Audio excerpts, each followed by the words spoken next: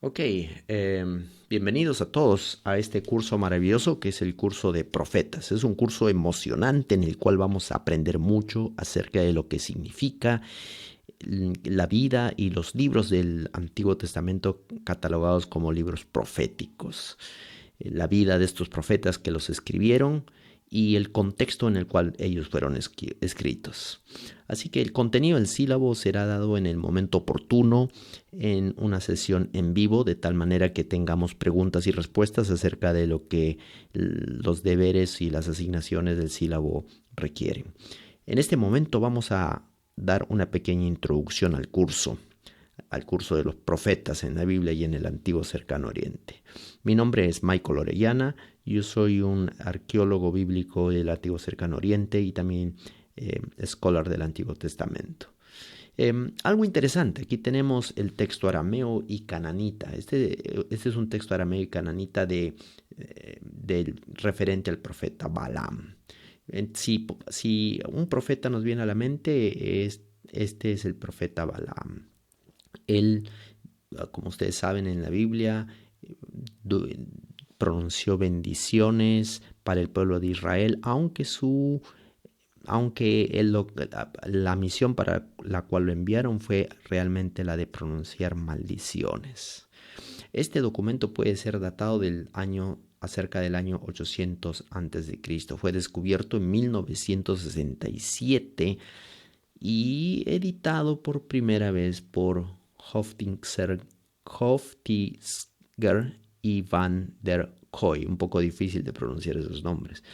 Esta inscripción es interesante porque se menciona al profeta Balaam, descubierta en este lugar. Este es un tel que está Deir Ala cerca del río Jordán, y aquí es donde se encontró esta inscripción. Lo interesante es que esta inscripción menciona varios detalles acerca del profeta Balaam. Uno de estos detalles y de sus profecías es esta pequeña frase que extraje del documento que está en esta página web. Si alguno quiere leer y dar un informe de esto, será considerado como puntos extra que les van a ayudar para en algunos deberes, como algunos puntos adicionales que ustedes pueden ir acumulando. En el texto que está ahí colgado, si ustedes lo leen completamente, está en inglés, hay una porción de este texto que es bastante interesante. Dice: las malas fortunas del libro de Balán, hijo de Beor. Un vidente divino él fue. Estas palabras resonan y concuerdan muy bien con lo que el Antiguo Testamento dice acerca del profeta Balaam. En primer lugar, se dice que él no profetizó lo que él quería, lo que él quería hacer, profetizar, sino que él profetizó bendiciones para el pueblo de Dios. Y aquí dice las malas fortunas del libro del Balaam, porque evidentemente él no cumplió con su objetivo de profetizar maldiciones para el pueblo de Dios. Y también se lo llama en el libro, en el Antiguo Testamento, el hijo de Beor. Y también tenemos otra referencia a él como el vidente, aquel que vio. Entonces hay tres referencias: su nombre, Balaam, el hijo de Beor, y el vidente, que lo relacionan de manera muy estrecha con el profeta Balaam. Este profeta, como ustedes ven en la imagen, no quiso o no cumplió completamente con el designio divino. El ángel se le interpuso en el camino, se le interpuso para parar, para estorbar su camino, de tal manera que él entendiera que Dios no estaba de acuerdo con su decisión de pronunciar maldiciones para el pueblo de Dios. Esta es una imagen muy interesante. El asno entendió que había un ángel del Señor que le impedía el camino, pero el profeta mismo no lo entendía. Qué ironía tan grande. Bueno, encontramos esta imagen. Ahora lo que tendríamos que preguntarnos entonces es: ¿qué cosa es un profeta? ¿Qué es un profeta?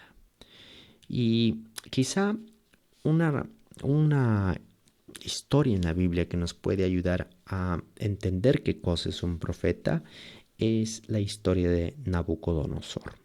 Ustedes saben que él tuvo un sueño acerca de la historia del mundo y de lo que ocurriría en los días postreros, la historia de la imagen, la estatua con cabeza de oro, el pecho de plata, el vientre de bronce y las piernas de hierro y los pies mezclados con barro y con hierro. Toda esta estatua fue destruida con una piedra gigantesca que cayó y la destruyó. ¿Fue Nabucodonosor un profeta del Señor? Esa es la pregunta que nos hacemos en este momento. ¿Será que Nabucodonosor fue un profeta del Señor? Por eso él pudo ver todo esto. Así que hay que distinguir, hay que entender, hay varias personas en la Biblia que tuvieron revelaciones especiales del Señor, o revelaciones importantes del Señor en momentos cruciales. Una de estas personas fue Nabucodonosor, no fue la única. Tenemos a otro personaje en el Antiguo Testamento y es el faraón de Egipto en el tiempo de José. Así que si catalogaríamos a una persona como profeta por el hecho de recibir sueños y visiones, ya podríamos tener estos dos nombres como profetas del Señor, Nabucodonosor y el faraón de Egipto. Sin embargo, recibir sueños y visiones no es todo lo que se necesita para ser un profeta.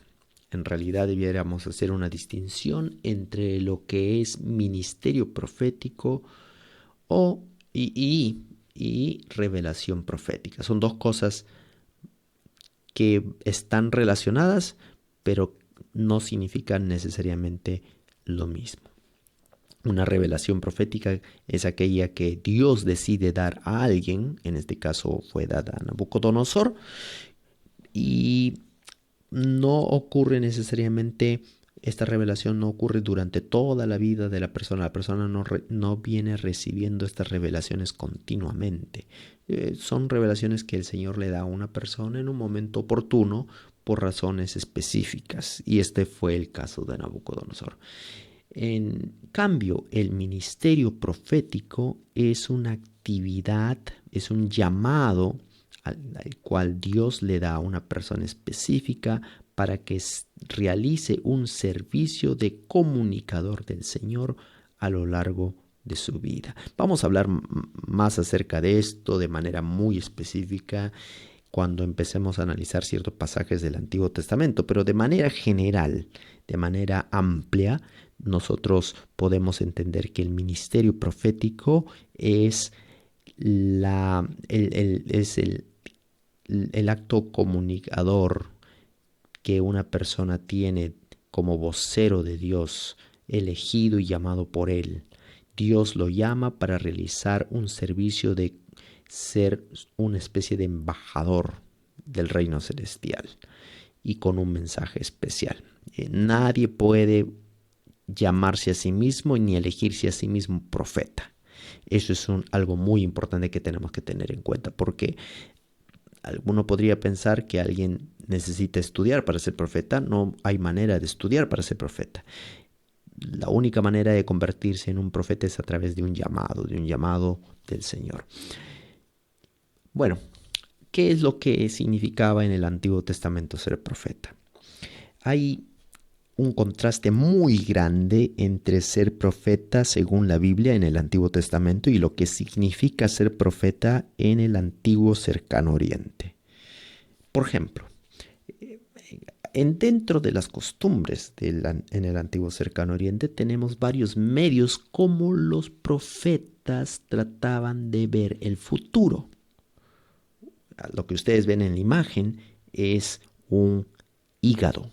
Es un hígado que está señalizado, como ustedes ven, tiene varias porciones. Y en el Antiguo Cercano Oriente, en Babilonia, en Asiria, ellos estudiaban, los que eran profetas en estas tierras, estudiaban la interpretación del hígado. Esta es en latín se conoce como extispicium. y en acadio como barutu. Es una actividad de la interpretación de los órganos internos como el hígado. Así que ellos tenían una suerte de interpretar, toda una técnica, era una técnica para interpretar los designios de los dioses a través de estos medios. No era la única, en realidad había muchas otras formas como ellos lograban entender los designios de los dioses. Por ejemplo, también está la necromancia. La necromancia es una actividad en la cual la persona se pone en comunicación directa con los muertos. Al menos eso es lo que se clama. Y hay un artículo bastante interesante aquí que les sugiero leer. Es de Finkel Irving, Necromancia en la Mesopotamia antigua. Ustedes lo pueden descargar, lo pueden ver en esta página de internet. JSTOR es una base de datos muy importante que contiene artículos de actualidad y de prestigio descritos por autores de gran renombre y de mucha importancia. Así que es importante que nosotros entendamos que el hecho de la muerte es un tema crucial en la religión mesopotámica, en las religiones de Mesopotamia. Y una de las diosas que tiene una estrecha relación con la muerte es Ishtar. Esta diosa Ishtar desciende a las profundidades del infierno, de la muerte y en una suerte de ¿cómo lo diríamos? De intercambio. Ahí ella puede ascender posteriormente de la muerte. Ella asciende de la muerte. Así que existe una especie de resurrección. O sea, este espiritismo mezclado con este culto a esta diosa. Y así también hay mucho, no es la única diosa, que hay una serie de dioses murientes que ellos mueren durante la fecha del verano, cuando hay sequía, cuando no hay agua, ellos mueren en la cultura mesopotámica y luego resucitan cuando viene la primavera. Así que es una forma como ellos relacionan su religión con las actividades agrícolas que ellos tienen. En este documento que estoy citando aquí de la necromancia en el antiguo Mesopotamia, hay una frase que dice que en unos documentos mesopotámicos donde dice: tú puedes llamar al espíritu y él te va a responder. El espíritu, entendido como aquella persona aquel ente que está muerto pero viene a la vida de alguna manera. Entonces existe una especie de un fuerte componente de comunicación con los muertos, y es una forma común en el profetismo del antiguo Cercano Oriente para ver el futuro, tratar de relacionarse con el mundo de los muertos. Bueno, esta es una segunda manera, así que ya habíamos visto en la vista anterior que la primera manera, o una de las maneras, era el barutu en acadio y el extis visión en latín, el hecho de interpretar los órganos internos de los animales, de los seres muertos, ¿no? Se hacían sacrificios para esto. Muy bien. Continuando, tenemos otro medio interesante de comunicación para entender los designios de los dioses, y es a través de la cleromancia. En 1920, un arqueólogo muy importante, Sir Leonard Woolley, obtuvo de las tumbas reales de Ur 5 tableros hechos de 20 cuadrados a los que él tituló el juego real de Ur. Como ustedes ven, es bastante interesante, bastante pintoresco. Pero no solamente se trata, hay varios estudiosos que sugieren que no solo se trata de un juego, sino que en realidad es una especie de suerte para entender el futuro, ¿no? En realidad las suertes jugaban un papel importante también en la interpretación o en el intento de entender el futuro en el profetismo del antiguo Cercano Oriente. Si ustedes quieren comprarse una réplica de esto, ahí en Amazon yo he visto que están vendiendo. Es un tablero interesante, no tengo idea cómo se juega, pero hay gente que tiene teorías acerca de cómo esto podría haber funcionado. De cualquier manera, un tema que me llama la atención es este artículo de Alnor Bild que titula Necromancia y Cleromancia en Primera y Segunda de Samuel. Él menciona el caso del Urín y el Tumín como un caso de cleromancia. Porque en necromancia obviamente tenemos el caso de Saúl cuando intentó comunicarse con Samuel después de que él había fallecido. Así que es un caso claro de necromancia, pero de cleromancia se menciona, y si ustedes han leído 1 y 2 Samuel, saben que muchas veces se repite el hecho de traer el Urín y el Tumín para comunicarse con el Señor y entender los designios. Hay intérpretes en la Biblia que creen que el Urín y el Tumín era una especie de echar suertes. No existe una idea clara. Hay varias posibilidades de la interpretación de lo que era el Urín y el Tumín exactamente. Hay una forma de entender esto como una piedra de ellas, como que una piedra de ellas, una de estas piedras brillaba de una manera más acentuada y la otra se oscurecía de tal manera que así uno podía entender qué cosa es lo que el Señor quería. Es una especie, una forma binaria de entender la voluntad del Señor. Era sí y no, prácticamente. Es esta la tribu que va a subir en guerra contra los cananeos, sí o no. Y así que si una brillaba, quiere decir sí. Y si la otra se oscurecía, quería decir que no. Es una forma de entender. La otra forma de entender esto es, eh, según algunos estudiosos, esto era como dos piedras que estaban en el pectoral del sumo sacerdote, de tal manera que cuando él ponía la mano y sacaba, la piedra que él sacaba, esa era la respuesta del Señor. Entendió el Urín como que sí y el Tumín como que no. Así que si él sacaba el Urim, quería decir que el Señor sí. Entonces, ¿es este un caso de cleromancia en el Antiguo Testamento? ¿Será que el Urim y el Tumín tenían una especie de revelación basada en la suerte aprobada por el Señor? No lo creo, pero necesitamos una discusión especial acerca de este caso cuando hablemos un poco más en otros libros libros proféticos donde vamos a tratar un poquito más este tema, pero les dejo ahí para la curiosidad, para que ustedes vayan empezando a hacer sus lecturas y ya les dejo este artículo para que empiecen a indagar y hacer sus averiguaciones, pero vamos a tratar este tema posteriormente. Luego tenemos otro medio como los profetas del antiguo Cercano Oriente intentaban comunicarse con los dioses y entender el futuro, ver el futuro, y esta era la ornitomancia. La ornitomancia era el arte de poder entender el futuro observando las aves. Así que si tú observabas las aves, veías, estudiabas su vuelo y había todo, era toda una ciencia en el mundo, en la mente de ellos, ¿no?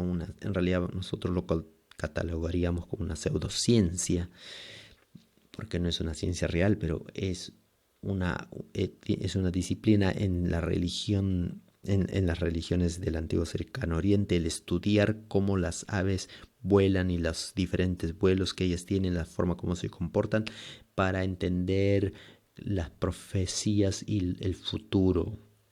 Hay un libro muy interesante que se titula Assyrian and Babylonian Scholarly Text Catalogs. Aquí en este libro, editado por Ulrich Steiner, este libro menciona explícitamente que en la religión, que en Mesopotamia había prácticamente un componente fuerte, un curso de diversos tipos de estudios para entender el futuro, y uno de ellos era la ornitomancia.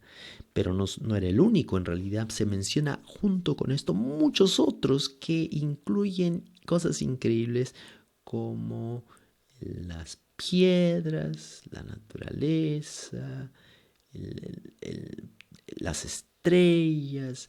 En realidad hay muchas formas como el profeta en el antiguo cercano oriente trataba de ver el futuro, Así que era bastante lleno de bastante misticismo y al mismo tiempo especulación, ¿no? Eh, eh, nosotros vemos mucho de esto incluso en las culturas animistas de nuestros días. Así que es un tema interesante cómo en el antiguo cercano oriente existía un fuerte componente de este tipo, de estudiar este tipo de señales para entender el futuro. Hay otro libro que se llama Words Full of Signs, donde se habla acerca de la importancia que la ornitomancia tenía durante el tiempo del Imperio Romano, greco-romano. Así que no es algo que ha muerto en realidad. Si en algún momento pensamos que esto fue solamente durante la épocas muy antiguas, no, en realidad esto está bastante vivo incluso en nuestros días, gente que todavía tiene estas supersticiones, bastante supersticiosa con respecto a todo tipo de cosas relacionadas a la naturaleza y su interpretación para entender el futuro. Hay un libro interesante que se llama Las profecías asirias de Simo Parpola. En este libro existen varias profecías dadas en el contexto del imperio asirio.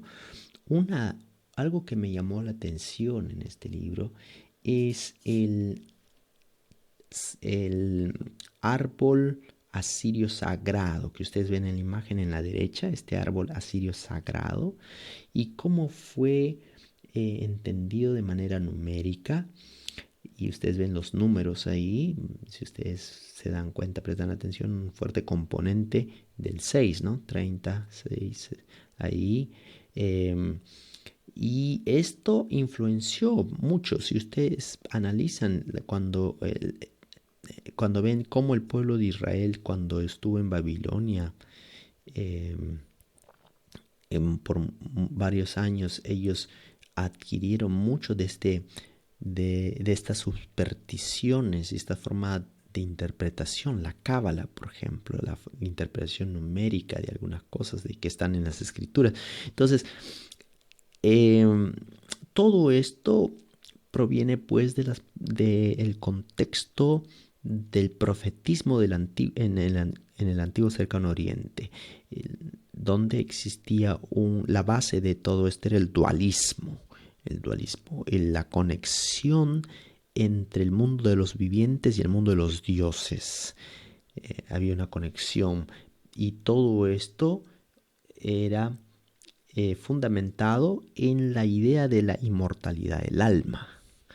La inmortalidad del alma como un engaño muy antiguo, pero todavía presente en nuestros días. Muy bien, quiero terminar con lo siguiente. En realidad, ¿qué nos dice la Biblia acerca del profeta? ¿Qué cosa es un profeta? Y encontramos en Amós 3, capítulo 3 y versículo 7, dice, lo voy a leer en hebreo, ustedes como buenos estudiantes de hebreo y de griego y de todas las lenguas bíblicas, el arameo, y incluso hay muchas otras más que están relacionadas a estas lenguas, ¿no? Que son muy interesantes estudiarlas, pero si tenemos el hebreo, el griego y el arameo, ya tenemos mucho pan que rebanar. Y dice, Kilo yase Adonai Jehová davar, ki im galas do el abadai haneviim. ¿Y qué es lo que dice aquí?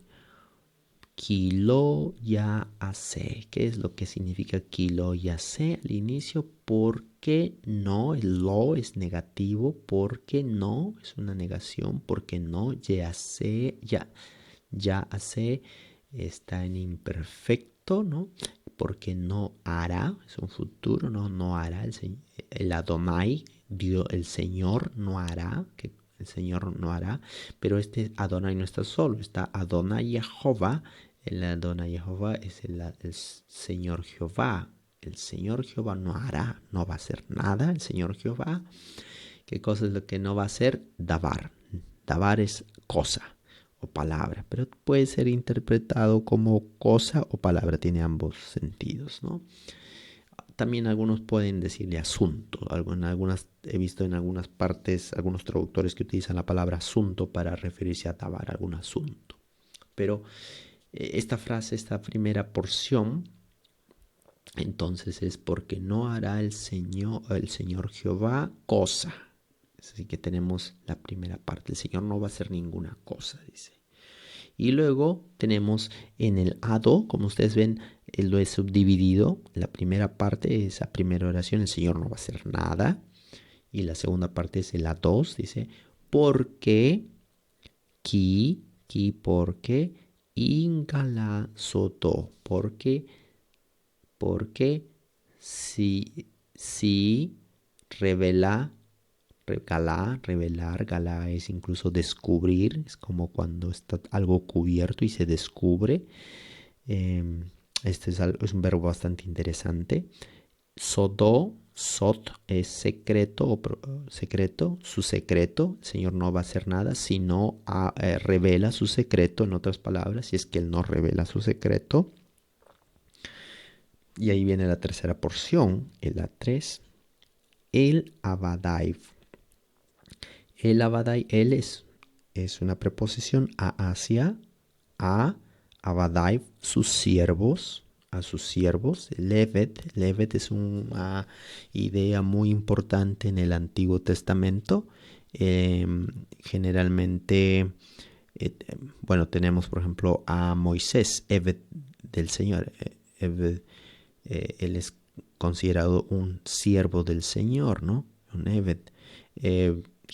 Y aquí tenemos los siervos de a sus siervos, tal como Moisés, Haneviim, los profetas, a sus siervos los profetas, ¿no? Los Naví el profeta, ¿no? Muy bien, entonces tenemos aquí tres porciones, tres partes de Amós 3:7. Dice, porque no hará nada el Señor Jehová, o porque no hará el Señor Jehová alguna cosa, si no revela su secreto a sus siervos, los profetas. Qué pensamiento tan poderoso e importante acerca de lo que significa en la Biblia ser profeta. En la Biblia ser profeta es el acto de... Es la elección divina de llamar a alguien para ser su comunicador oficial. Y qué privilegio de que este llamado de esta persona esté a cargo de hacer esto, galá, de revelar el sodó, el secreto del Señor, aquel que nadie lo sabía, pero solo el Señor lo sabía, pero Él lo decide revelar. Tal como una cortina cuando se abre, el Señor decide revelar ese secreto. Y los profetas son aquellos intermediarios que van a dar a conocer esta voluntad divina, este secreto que el Señor tiene. Muy bien, así que de paso, esto es un ejercicio para lo que espero en el curso cuando les asignamos una lectura del texto hebreo. De hecho, la primera sesión de esta clase tiene como deber leer Amós 3, 7 y 8, traducirlo y analizarlo. Y la manera como que haremos que esto suceda es justamente como lo estamos viendo aquí. Primero ustedes van a hacer su lectura del texto hebreo, luego van a hacer su traducción al español, y lo que yo quisiera que hagan, aquí vamos a leer aquí, por ejemplo, yo lo he dividido en partes, porque no hará nada el Señor Jehová. No hará nada el Señor Jehová. No, aquí hay un error. No hará nada el Señor Jehová. Hay que eliminar la última parte, cosa. Ahí estoy repitiendo. Eso es la acción. El Señor no va a hacer nada. Con la condición. ¿Cuál es la condición? Porque si revela su secreto. Es una frase en realidad. Sin revelar. Si es que no revela su secreto. Sin revelar su secreto sería una otra forma de traducirlo, sin revelar su secreto, y el medio sería a sus siervos los profetas. 3 porciones de este texto, y así tenemos el A1, que sería la acción, el Señor no va a hacer nada, la condición, sin revelar su secreto, y el medio a sus siervos los profetas. Tenemos 3 porciones de este texto y esta sería la forma como ustedes tendrían que traer. Este sería una ficha, un texto analizado. Esta sería la forma de la presentación de un texto analizado. Primero su traducción y luego su subdivisión en las porciones respectivas de la microestructura. Esto es lo que conoceríamos como la microestructura. Hay varios aspectos todavía que faltan analizar aquí, si es que vamos un poco más profundo, pero aquí con este análisis básico nos bastaría para poder entender los temas que vamos a ir tratando. Entonces, otra tarea que tenemos en este curso para la próxima semana es la lectura de Dr. Davidson, que se titula Interpretación de las profecías del Antiguo Testamento. Este artículo es una sección de un libro que se titula Entender las Sagradas Escrituras, el enfoque adventista, editado por George Reid. Es un libro bastante conocido y está varios años dando la vuelta. Alguien lo colgó en internet y les estoy dejando el link para que ustedes puedan tener acceso a este libro si no lo tienen físicamente. Y yo lo googleé, fui a Google, busqué y encontré este link, de tal manera que ustedes pueden leerlo en donde quiera que estén, ir al capítulo específico donde el Dr. Davidson trata el tema de la interpretación de la profecía del Antiguo Testamento. Muy bien, con esto esperamos que el tema haya quedado claro, y si tienen alguna pregunta, no duden en hacerla. Conéctense al Classroom y el código ya lo puse en la aula de Patmos para que ustedes puedan tener acceso a los materiales que estamos colocando ahí, incluyendo este PowerPoint. Muy bien, que Dios los bendiga y nos vemos en la segunda clase.